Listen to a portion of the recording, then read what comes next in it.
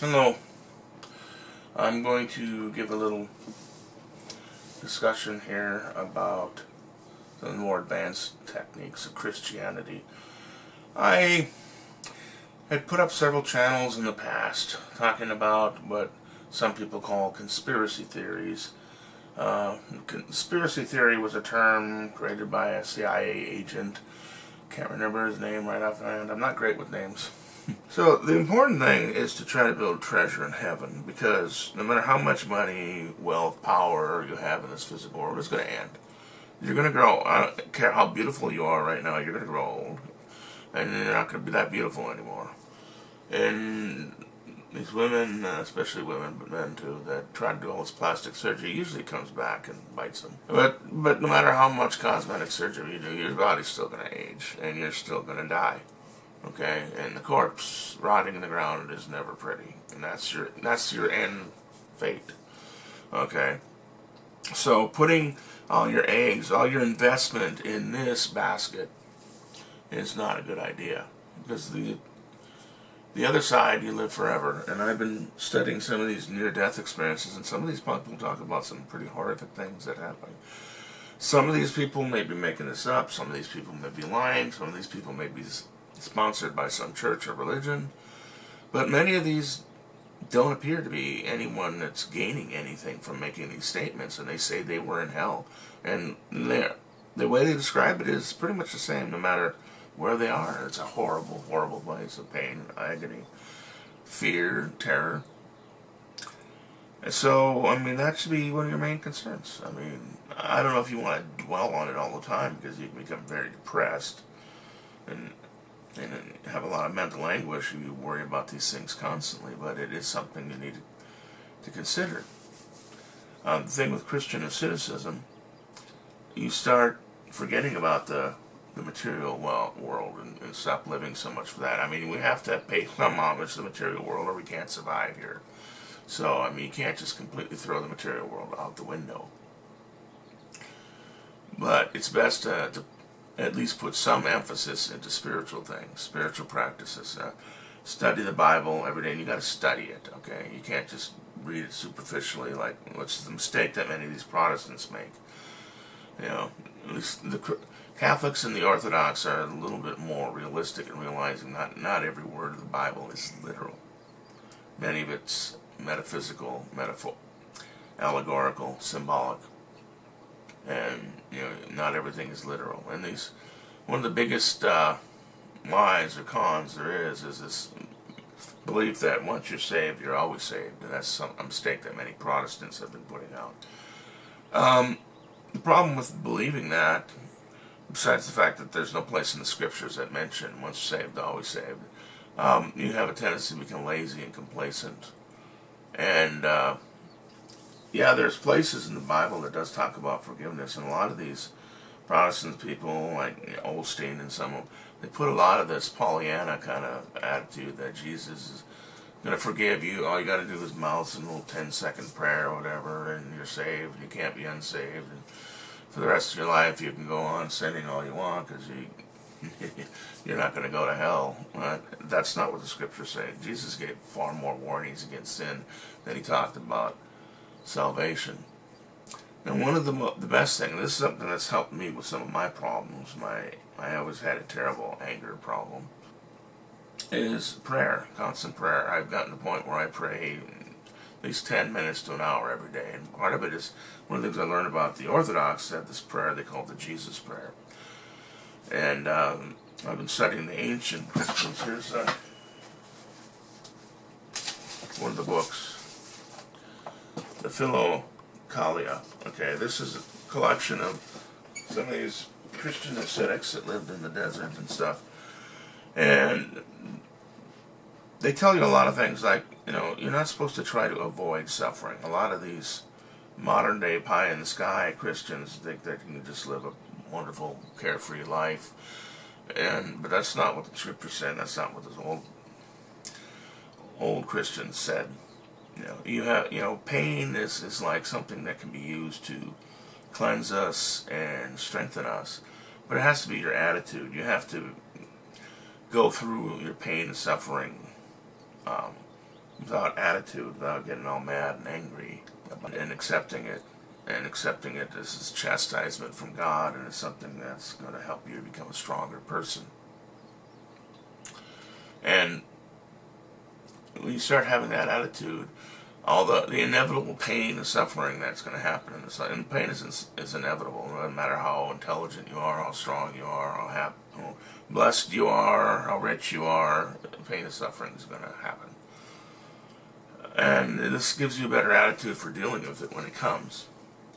And also, if you really start living for Christ, you're going to have more pain. You're going to start experiencing demonic attacks. Now, that might be frightening. There's a lot of these things that are frightening. Like just telling people about these conspiracy facts is frightening.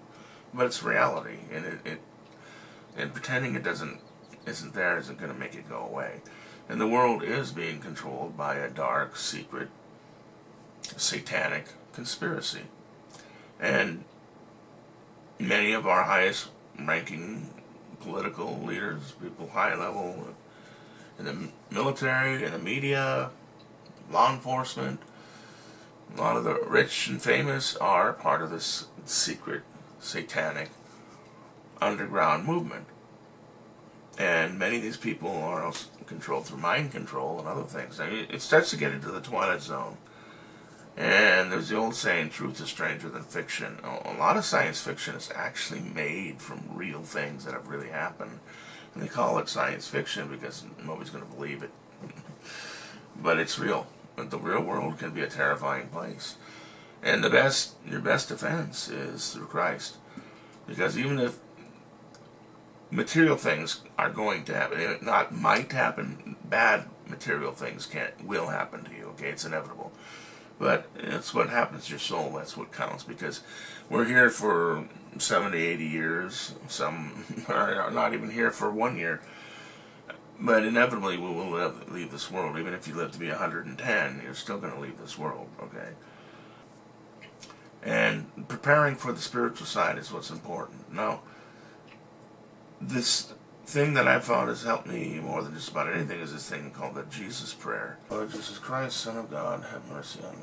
Lord Jesus Christ, Son of God, have mercy on me. And there's a newer version of it, Lord Jesus Christ, Son of God, have mercy on me, a sinner. And you keep repeating this over and over again like a mantra. And if you want, you can light candles, burn incense, put on some religious music. It can help to enhance the experience. And it definitely has changed things.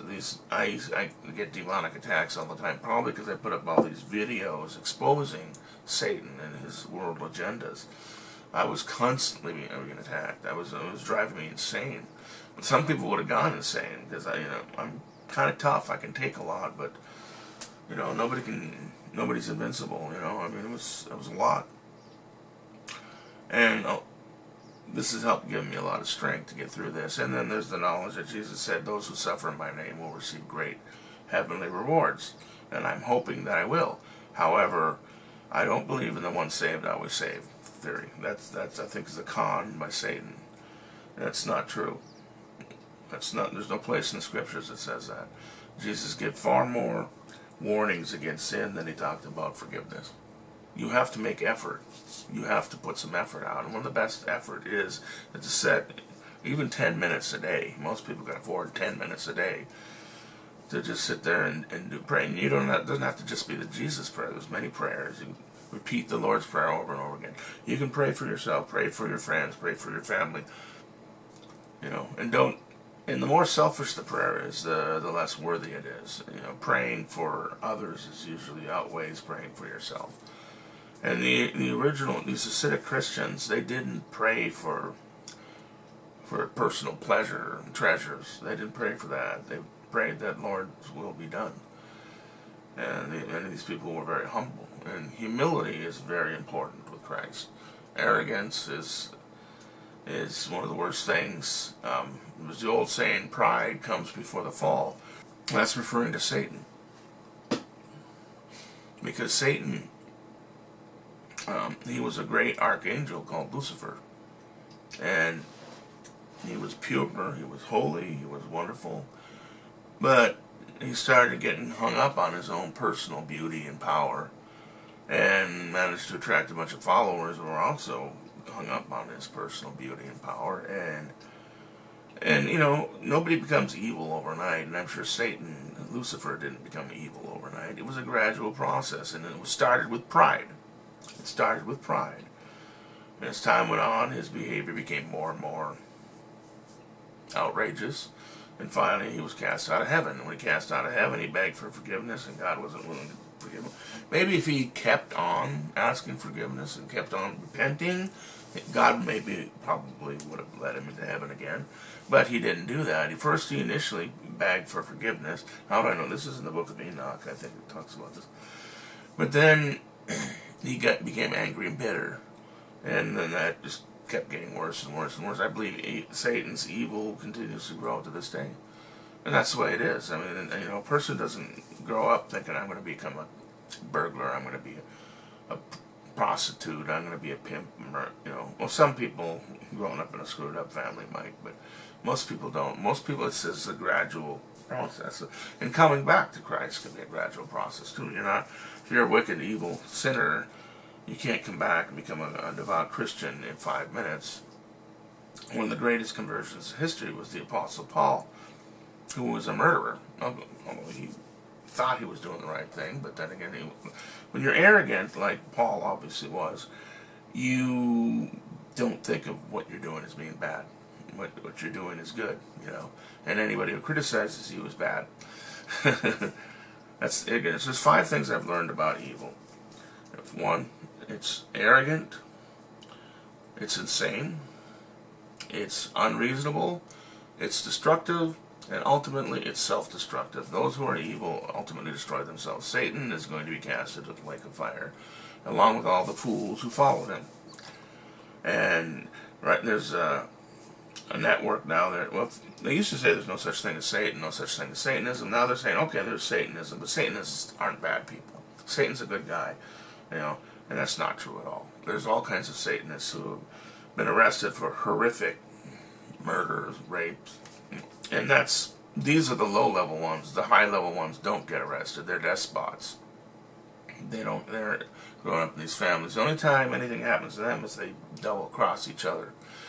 Then they get taken out. And usually not with the legal system, because they're high-ranking. They're above the law. And they belong to these dark secret societies. And these secret societies themselves are many different levels.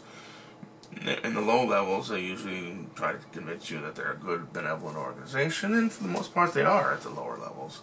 But you start getting to the higher levels, if you're willing to throw your conscience out the window, they start to get darker and more evil as you start to get into the secret upper levels that most people don't even know exist, including these secret society people don't know about these darker secret levels. So I guess this will be enough for this one. I just want to say the main thing is to create treasure in heaven, not on earth.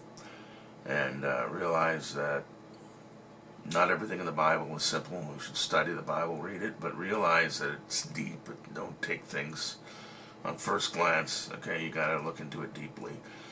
Meditate on the scriptures and pray every day.